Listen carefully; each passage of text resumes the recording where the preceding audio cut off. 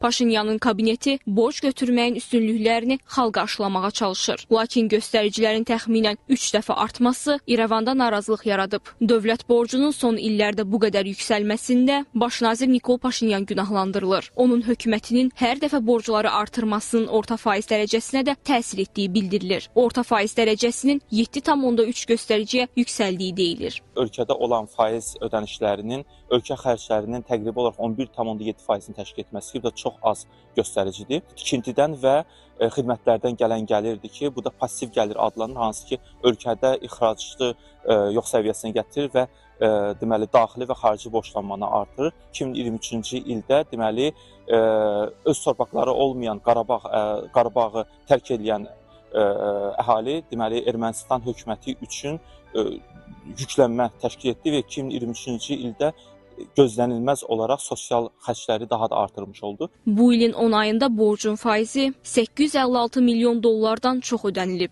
Bu göstəricilər ötən ilki rəqəmlərdən 100 milyon dollar çoxdur. Müxalifət iddia edir ki, götürülən borc iqtisadi layihələrin həyata keçirilməsinə yönəldilməyib. Həmin vəsaitlər büdcənin sosial proqramlarını maliyyələşdirmək, maaş, mükafat, pensiya və müavinət ödəmək üçün götürülüb. Paşinyanın komandası götürülən borc hesabına silah aldığını bildirib.